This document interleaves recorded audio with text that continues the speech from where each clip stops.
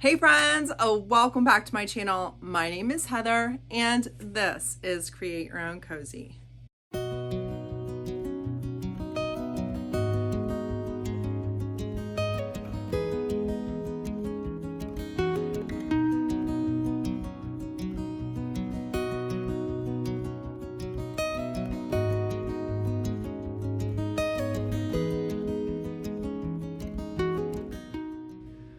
On this week's video, Debbie from DIY Paint did a collaboration with IOD, and you know I'm already a DIY paint retailer. I dream of being an IOD retailer in the near future.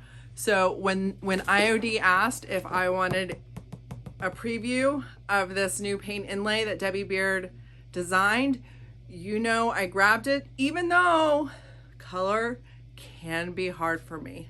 So I'm excited about the stuff that I came up with. It challenged me as a creator. If you want to see the projects that I came up with, stick around. So here is the IOD Paint Inlay in collaboration with Debi Beard from DIY Paint. It is inspired by Debi's family heritage.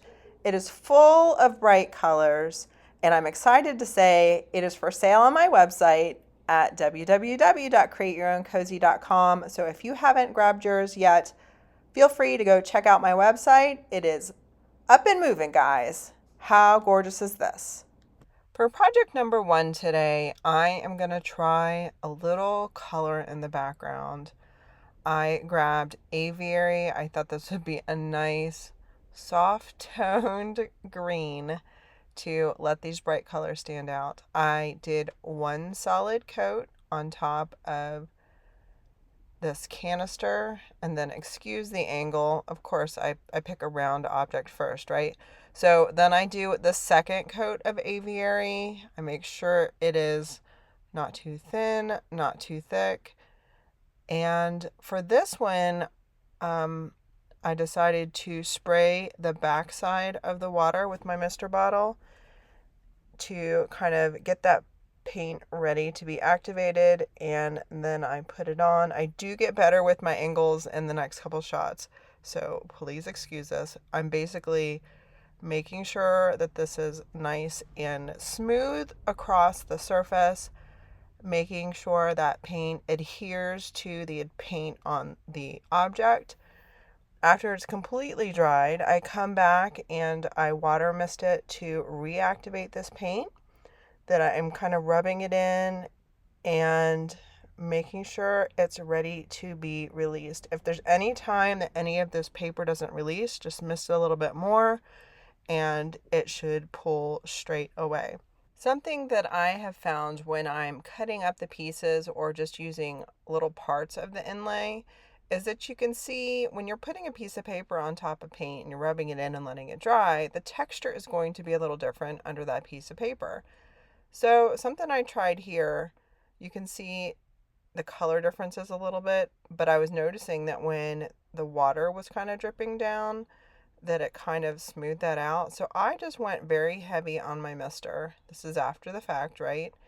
And let my clay, my DIY paint, it kind of did a little drip, and the inlay stayed pretty solid, and I was pretty happy with the outcome of this. I was going for like an old world look, so I was pretty happy with just pooling up the water a little bit right here.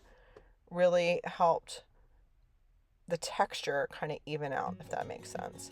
Next, I'm going over this with clear wax, trying to be very light-handed so that I do not, I mean, it's a wax, it's not, water soluble, but I'm trying not to reactivate any of the paint inlay that is fully dried.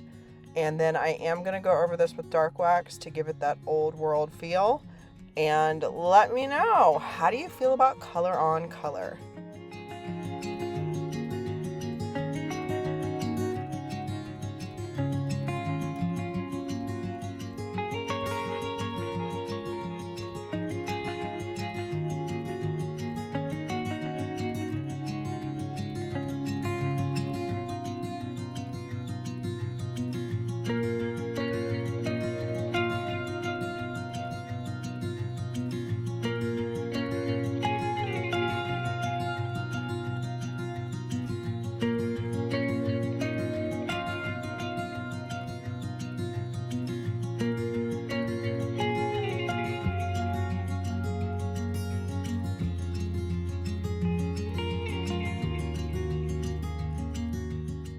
Project number 2 is a mirror that my neighbor was giving away, and I gladly took it for free. You know, we can't turn those things away. So I took this wooden mirror and thought this had the perfect backdrop to add some cute little florals. Now, I already painted it one coat of white. Painting is not the star on this episode. The inlay is. So I'm just showing you right here. This is the second coat. I'm using White Swan in DIY paint. Putting the second coat on here, using my water mister to smooth it out. And because I'm going over wood with white, you usually do need about 2.5 coats. So here I am with technically the third coat in this space, so that is a nice solid coverage. And this is where I'm going to put the inlay on. I thought this would be so cute for a little girl's room. It's white with just little pops of color. Thought that this mirror really needed it. Now, I could have gone crazy on the mirror, but I decided to just do a couple on the top and a couple on the side. Some other folks might think, hey, this little medallion in the middle, that could use some painted color. I did not do that. But I did heavily wet distress this mirror so that you could see the age, so that you can see the details of this floral in the center and these little scallops at the bottom. I did not do a great job of measuring, guys. I was like, whoops, I would like to move that over, but I've already committed. Having the camera set up kind of messed me up. I should have done a little bit more measuring, but you know what? That's okay. I don't think... The thing is, when you're in the middle of projects, you notice the imperfections, but when you finish and you look at it from back, you don't see those quite as much. So I let it dry completely. I spray it with the water mister, and I did kind of have to touch this part up because my stinking fingernail got into the paint because I could not quite get it up. But look, isn't that so beautiful? You never know that the image you're going to get, and that is what is kind of fun about this. I am really enjoying these bright colors with the white, and you can see I am wet distressing right here with a wet wipe just to pull out the age and give this a fun rustic look. Next, I took it on the back porch, covered the mirror part, and just did a little clear spray paint over the paint inlay part so that was finalized, and then I went over the whole thing with Big Top. I did the spray paint part just so that I would not risk smearing the paint inlay at all, and I think it's cute.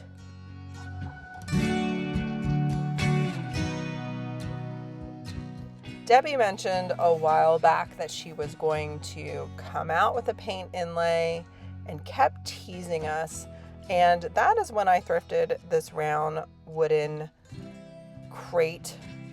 What is this, a cheese box? I tried looking it up. Guys, tell me in the comments below, what in the world is this thing? But I earmarked it for Debbie's project because I thought whatever she comes up with is going to be super colorful, and this would be a really cool thing to do. So I decided the parts that I was going to use. Actually, I went outside and did a clear coat first because I knew that this was really thirsty wood, right? So I didn't want to waste all of my DIY stuff. So I just did a clear coat so it would kind of give that base coat. And then now I'm going over it with Big Top and putting down my paint inlay. I cut it because I thought I needed to move it around a little bit. But these little birds are really cute. So I put it on here and I let it dry. Now this has a top coat built in, so it's not the same as using the clay-based paint to adhere, but I did accidentally let it dry all the way and still didn't have any trouble with it. So I sprayed it on, let it dry completely, and then when I came back, I re-misted it and made sure that it was ready to pull away. And this one was super easy, and I just love the impact of it. I think it's beautiful, and I did the top coat with a spray clear coat, again, just so I didn't risk any smearing. And I am completely happy with this gorgeous, gorgeous look. What do you guys think?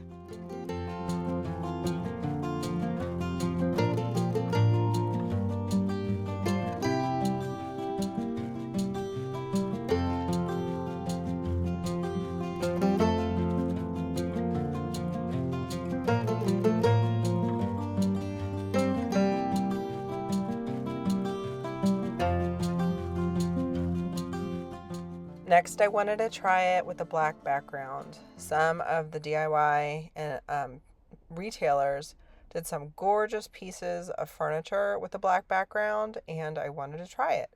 So I had this cutting board that I thrifted, did 2 coats of did 1 coat of black velvet.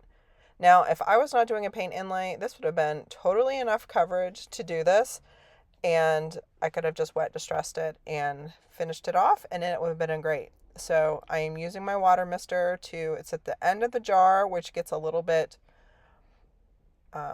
thicker paint. So I'm using my water mister to kind of smooth that out and get great coverage. Here is 1 coat.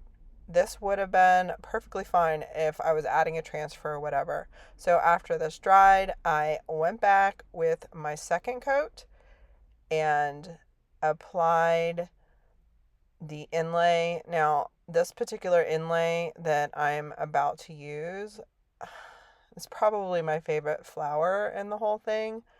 So I really had a lot invested in this, because you know when you have your favorite parts, you're like, this has got to be a great project because this is my favorite flower.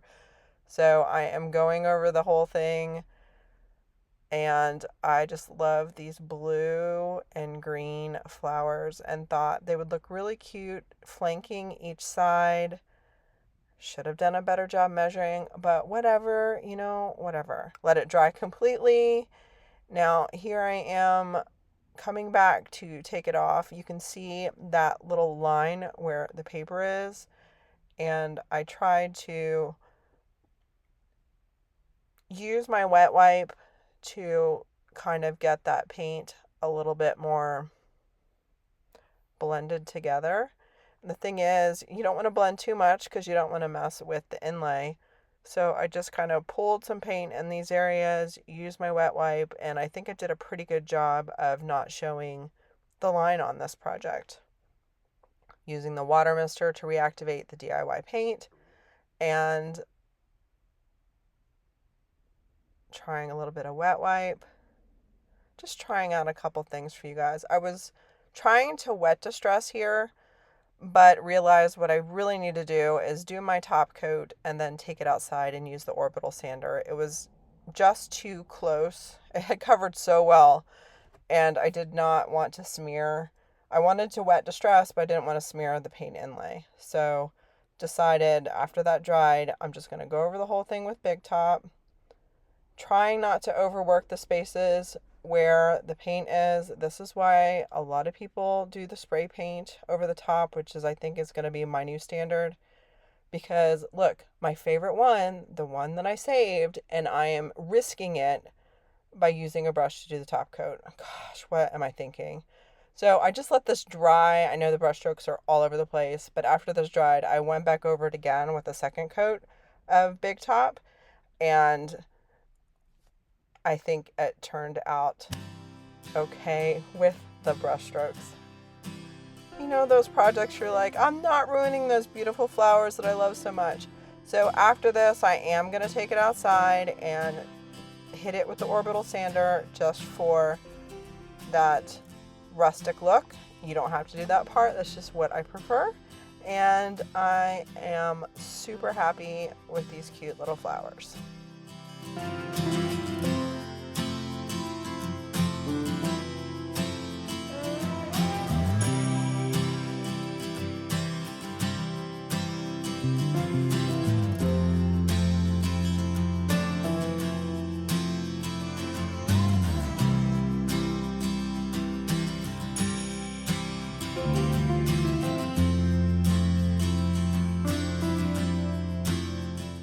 Project number 5 could be done so many different ways.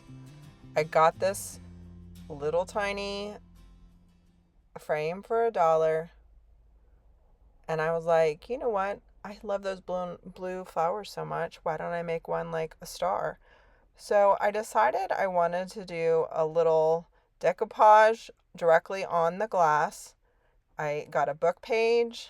I used DIY's Liquid Patina after cleaning it up to decoupage straight onto the glass, because here's the thing, I am putting a paint inlay and it is going to look like someone hand painted this flower. So I don't need the glass anymore. I'll just use that as my little space for decoupage.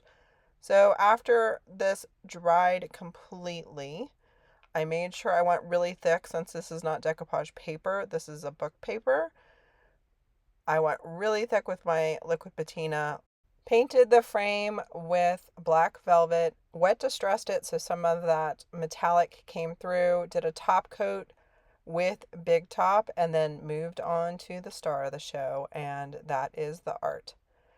After this was completely dry, just sanded the edges against the glass and it came right off nice and crisp. Now, since I was already using liquid patina, I used Big Top as the transfer medium, or as the clear transfer medium in the other project. I just did liquid patina again, and this worked just as well. So either DIY's Big Top or liquid patina can be the clear medium that your paint inlay adheres to and embeds with. So that is good to know. After it dried completely, I resprayed it and then very carefully pulled it off, and look at this cute little flower. It's rustic looking. Now it's paint, right? So I noticed that one of the greens looked an awful lot like Aviary. So I just got out an artist brush and made sure that at least it had a little stem. And look, I mean, cute original artwork. What else can we do? Do those birds need to be framed? I mean, look how cute that is, guys.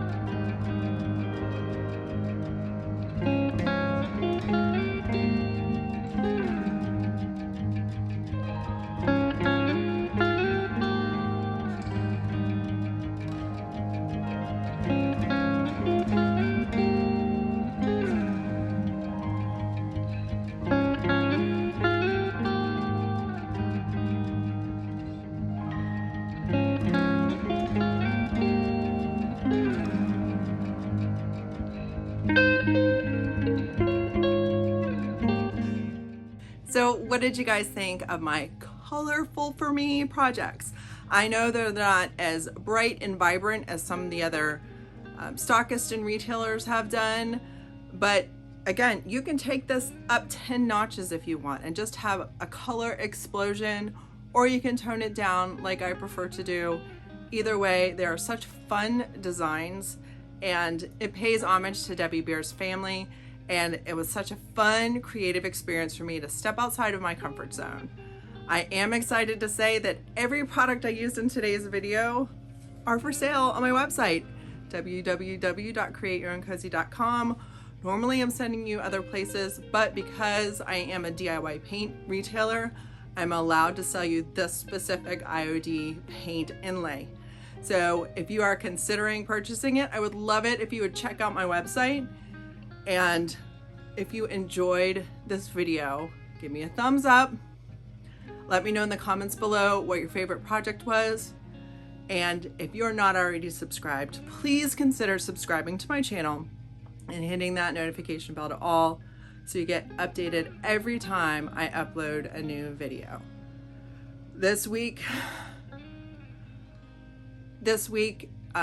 was a rough one for us. We had a great time in North Myrtle Beach last week, but you guys know when those kids get back into that school schedule after being off, woo, it's been a rough one. So I am looking forward to a low-key weekend. That's my plan anyway, so that we can get back in a routine. Guys, thank you so much for being here. I am so glad that you are. Don't forget to create for yourself and maybe even do something that's a little bit outside of your comfort zone. It's good for you. So I will see you guys in the next video. Bye, friends.